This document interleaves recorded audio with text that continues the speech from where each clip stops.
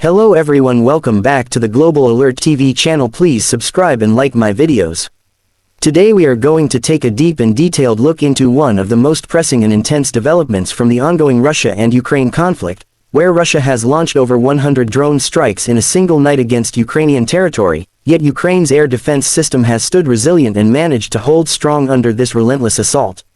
To understand what this really means, why it matters, and how it compares in terms of scale, technology, and impact, we will break this situation down by exploring the exterior dimension of the conflict, the interior side of Ukraine's defense structure, the performance of the systems on both sides, the safety features that come into play for civilians, the unique selling points that distinguish Ukraine's resilience, the overall cost and price that this war imposes on both nations, and finally draw a meaningful conclusion. The first thing we must recognize is the exterior situation of this strike. When Russia prepared a coordinated attack using more than 100 drones, the exterior picture presented to the world was one of overwhelming force. From satellite visuals to eyewitness accounts, the sky over multiple Ukrainian cities lit up with flashes of air defense fire. This massive scale of assault is meant to test not just the military technology but also the psychological endurance of the population. The exterior side is about how the world perceives this clash, an image of Russia escalating, showcasing its ability to deploy swarms of drones across a wide geography. From Moscow's perspective, the exterior goal is to project power, to remind both Ukraine and the international community that Russia retains the capacity to intensify the war at will. But the counter-exterior image is also striking, Ukraine responding with calm, disciplined defense, intercepting the majority of these drones and demonstrating that despite exhaustion and the length of the war, the air defense system is functional, adaptive, and increasingly reliable. This visual contrast creates a narrative battle. Russia wants fear, Ukraine shows resilience, and the world is left to interpret which story is more convincing. If we move to the interior aspect, we must dig deeper into the actual structures that allow Ukraine to withstand such waves of attacks. Inside Ukraine, air defense is not a simple single-layer system. It is a complex web of radar stations, anti-aircraft missile systems, mobile units, and allied support technology provided by Western nations. The interior dimension involves the decision-making centers in Kyiv, where military analysts assess flight paths, predict patterns, and quickly communicate interception orders to regional defense posts. On a human level, the interior reality means soldiers sitting at consoles through sleepless nights, civilians hiding in shelters, and engineers working constantly to repair damaged infrastructure so that the next attack does not cripple essential services. The interior is also about how Ukraine manages morale, through clear communication, through acknowledging damages but highlighting successes, and by ensuring that people know the air defense is doing its job. While Russia's drones target power plants, residential blocks, and supply lines, Ukraine's interior system rapidly mobilizes emergency units, restoring electricity within hours, providing medical support, and ensuring no city falls into complete darkness. This large paragraph reflects how the interior side is vast, human-centered, and critical in sustaining resistance even when 100 drones rain down in one night. Performance is another crucial dimension to explore. Russia's drone performance in this attack shows both strength and weakness. On one hand, launching over 100 drones in a coordinated strike requires logistical planning, production capability, and command synchronization. This reflects a performance metric of scale and persistence. However, the effectiveness of these drones is measured not by how many were launched but how many successfully reached their intended targets.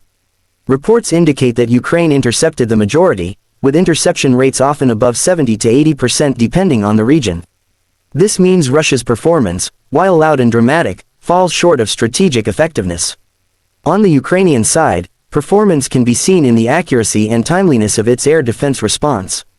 Systems like NASAMS, Patriot batteries, and older Soviet-era Buk and S-300 missiles are being integrated seamlessly to cover multiple layers of defense.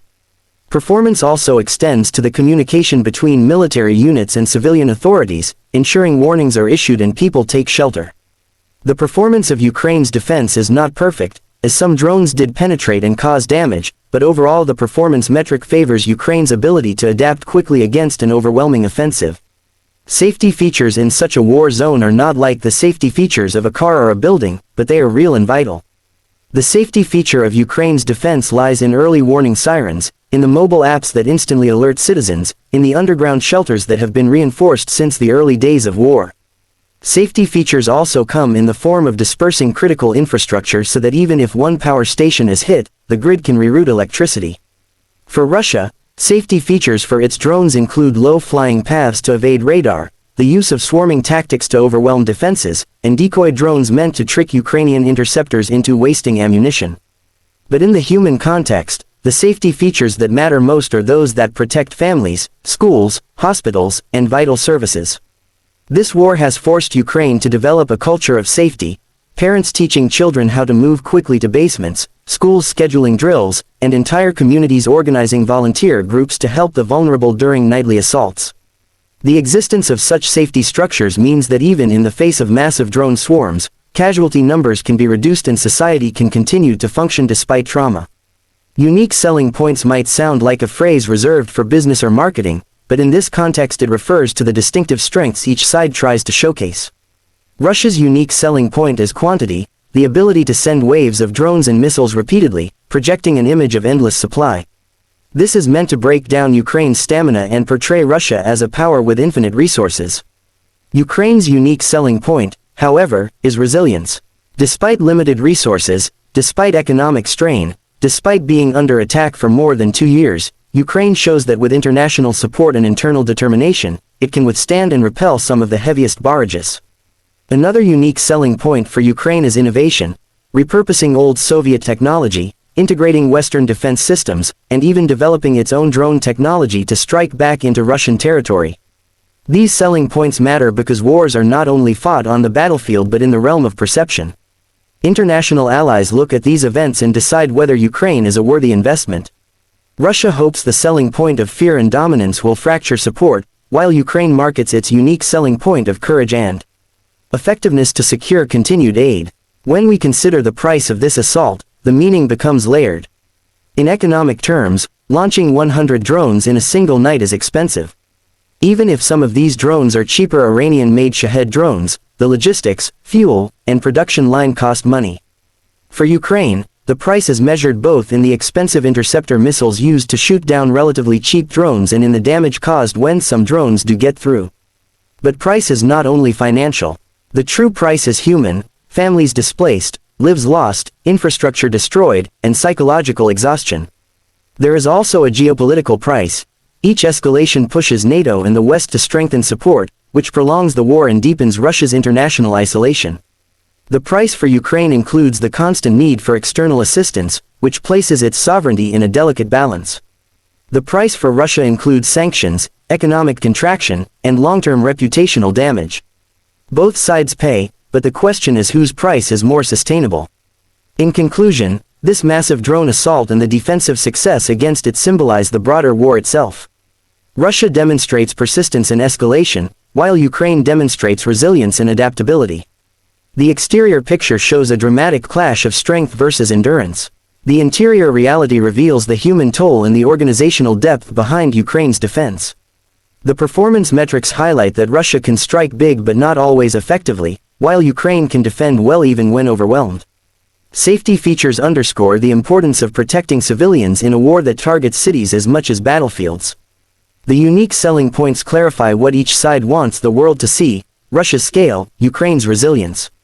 The price reminds us that beyond military maneuvers lie economic costs, human suffering, and global consequences. This story is not just about one night of 100 drones. It is about the nature of modern warfare, where technology, psychology, and resilience intertwine. For viewers across the globe, the lesson is clear: in the 21st century, wars are not won solely by the number of weapons deployed but by the ability to withstand, adapt, and continue despite overwhelming pressure. The Ukrainian defense system, holding strong under such an assault, proves that even in the face of relentless aggression, resilience can carry the day. And as this war continues, the world watches closely to see whether endurance will ultimately triumph over escalation.